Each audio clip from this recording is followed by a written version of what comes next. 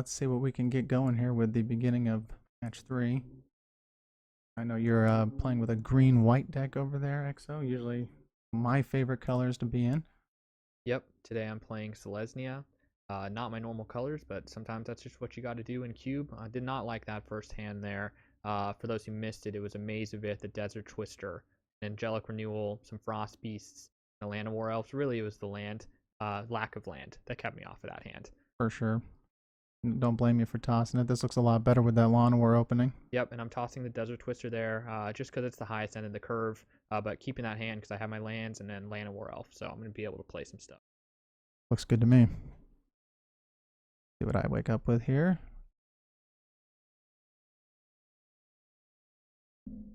I like to see those nasty artifacts doing work in the upkeep, but I don't have enough land to mess around with this, as tempting as it is. Yeah, it looks like we're both going to be mulliganing here, so not the most ideal start to the third match of the Gideon Trials, but hey, at least we're both mulliganing, right?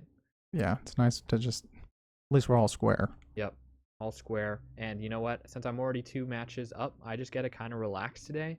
And so starting off with a mulligan, I don't have to worry too much about it. Well, I've got some land and a veil, the Lotus Veil. I'm definitely going to keep that. We got a game here, bud. Yeah, this is going to be a good game. Pretty excited to see what goes on. I'm going to start us off here with a Land of War Elves. Pretty solid turn 1 start. Classic. Very classic. So now that we've kind of seen both of the cubes on the neoprene, right? We can kind of start to get a feel for what each one is and what their differences are. So like what are some of the design differences you're seeing now that we're actually watching some of these ancient cube, foil cube games in the Gideon Trials? Yeah, well, I mean, as we knew, oh, you swing at me for one. Yep. Rude. As we knew, the ancient cube would play slower, more delicate.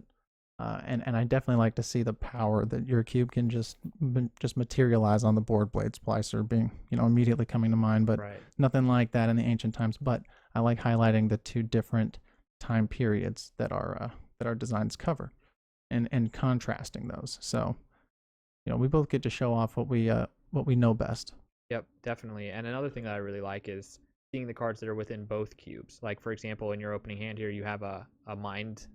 What is it? It's a The Iron memory Maiden. lapse. Oh yeah, That's memory what I'm lapse. thinking Yeah, of. And I'm running that in my cube as well. So that's always fun seeing the cards that work in both environments. yeah, So overlapping there. Oh, tap there the it veil. There's is. that lapse. No spike feeder for you. Yep. Keeps you off the damage too, since I needed to tap the Land of War Elves for that play. So, um, yeah, I mean, one thing that I'm seeing between the differences of the two cubes is, and you mentioned this as well, my cube is much faster, and honestly, I think I need to slow it down. You know what I mean? Like as part of my design, and a lot of what you do is like deck building is you try to find the most powerful cards. Those are the cards you want to play with. But I don't think that's necessarily the case in cube. And I would like to actually power down some of the cards and run slower cards. Yeah, I hear that. I mean, you get to do some more Johnny combo things too when you slow it down a little bit. But one thing that I found really helpful was just getting like kind of a gauge on just how much power like the overall average was in the cube, Mm-hmm. uh, and using the Cube Cobra site really is interesting with the numbers that they come back. The ELO numbers they call them. We don't really Right. know exactly how they come up with that and whether or not it's really accurate, but it does give you at least a ballpark figure. And what I want to see is across all 5 colors, that ELO number is somewhat even, right? I don't Right. want to see one color really, really pull away. Right. And in my cube, I gotta say, I think blue, black are just too strong in comparison to the other 3 colors. Right. If you're tracking what I'm saying, and your cube, I think, does a better job of evening it out. But maybe I could be wrong on that. It seems that way to me. Right. I do think like overall the power level across my colors and stuff is pretty even, but I still think my average power is too high. So even though like the cube design is good and they're balanced with each other, I still want to drop the overall power level of the cube, and I'm going to need to do that across all of the colors evenly, right? Because it's the maintaining that balance is pretty difficult to do. So For sure. I'm Well, really liking this board state over here. IC Manipulator. There's another one that's across both cubes actually, and it's just an amazing card. One of my favorites. Absolutely. I've got the full-on blue flying team. Yep, classic blue flyers, very scary. A lot to deal with. But I got some Oh, fancy artifacts, and there's the Meek Stone. oh my gosh. That is just brutal. Yep, Look at that lockdown. yep. Feels really, really good doing that for 1 mana. Honestly, I love Meek Stone. That's one of the cards that your cube introduced me to. It's not something I really played with before Ancient Cube, and man, it's one of my favorites now. Yeah. This board, I gotta say, is just really gorgeous. Oh yeah, look at these cards. I mean, they just look so good. So, and it's getting to the point where I'm cutting cards and adding cards to my cube just based on art. If I don't Right. like the art of the card, it's like, guess what? You don't get to be in the cube. Yeah. So, yeah, I think that's pretty fun. You got to find the cards that you enjoy playing with, and then you play with those. So, and really, the lesson for me is you don't always play with the strongest cards. Yeah. You might think that's what you want to do, but I really learned that it isn't what you want to do. That's exactly right. And that's a better way of saying what I was trying to say earlier. It's not about being as strong or as fast as you can be when you're designing. You want your design to be silky. You want it to look and feel great no matter what you draft. You put together cards that can be cast on curve, you're going to have a great time and it's going to look amazing. Right. That is amazing cube design. Definitely. And what I like about cube as opposed to something like EDH, for example, is when someone else plays your cube, you're really introducing them to the cards that you like to play with. You know what I mean? So a lot of your personality is coming through the cards that you decided to put in your cube. Where when you're building an EDH deck or playing EDH, I mean, you're playing with what you want to play with, and your opponents are playing with what they want to play with, and they could drastically differ. Where within the cube, it's like these are the cards that I want to play with, and it's really cool seeing what people pick to put in their cubes. Mm-hmm. I agree with that. Absolutely. Get the Howling Mine out. Yeah. Now we're all drawing 2 a turn. I really liked what I did there last turn, where I moved the counter off of the Spike Feeder onto the Land of War Elves to keep my Spike Feeder untapping even with the Meek Stone. So now I get 2/2/2s, which is exactly what you're looking for Well, when you got a Meek Stone. Yeah. You move your counter. You move that counter before. I mean, and then there's the maze. I mean, Yeah. luckily came through even after the Mully. He lost it in that first Mully there. Yep, and I have the Desert Twister too, so I got that back as well.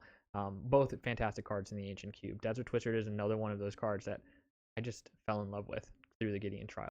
So. For sure. Oh, yes. Thank you, Howling Mine. Give me that strip mine answer. Yep, you love seeing that. Just in time.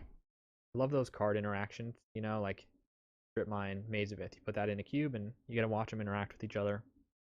Definitely a close game. Thieving Magpie coming out. I mean, we know he does work.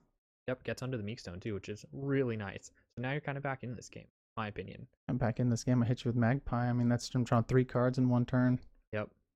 Feels nice. Feels kind of busted and ancient. Pretty busted.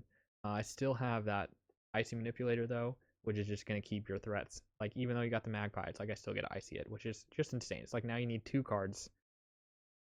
This is just a great match, if I do say so. It's looking great. So I'm going to go the aggressive route instead of the defensive route, just because, Well, you can't block me. Right, that as well. I mean, I could tap it down before combat, but I'm basically saying you can come in and hit me. I don't really care. Draw extra cards, deal a little bit of damage. You're at 5 life. Yep. It looks like I'm going the aggressive route.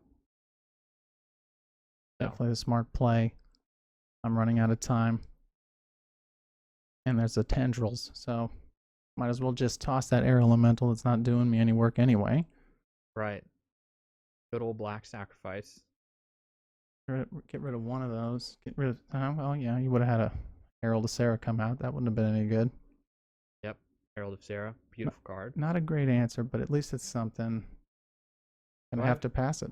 I have 4 power on the board. You're at 5 life. You're coming in. Don't want to block. So you're racing me. Yeah, but I mean it's too close to call, really. I mean, I'm not. In fact, I just don't have the swamp. It's just so upsetting. Right. Having that Lotus Veil being your only black source is kind of rough. And I'm cracking the Mind Stone because I know this game is about to end. And I need the card. I don't need the Mind Stone anymore. Time to see what else my deck can give me. A little bit of gas to get me over the finish line. I mean, even if I would have had the swamp, I couldn't have taken the 4 damage anyway, so. Right, that's true. I mean, if you Vampire Tutor yourself here, all of a sudden my 4 power is lethal, so. Yeah, in the end, it didn't really matter. Yep. Kind of a bad draw at this stage. actually. Yeah. Definitely wanted that a little bit earlier. Nice. Little Pretty root cool maze card. gets in. Yeah, Root definitely. Maze. And I cast that just because it's going to make Failed Sentry a 1/1. So I have to be careful with what I cast. I want to keep that thing pretty small. So, 1/1 does untap under the Meek Stone, but I think you at 1 life, just not a lot of time left in the game. No, I could still draw Hail Mary here. There's your No. swamp. Yeah. But that's it. Not gonna be able to come back from that 1 life. You do have 2 blockers, and I don't think I mean, I don't think I have any burn. I'm into Selesnya, so I really am gonna have to get through with combat damage. So if you can clog up the board, you could keep me off this game. So Yeah. Pretty at least it was close for the majority of it. yeah, I mean, this is not how you wanted this game to go, right? So and No, that's it, just I conceding. just conceded because I don't have the answers for it. So very good game. Good game.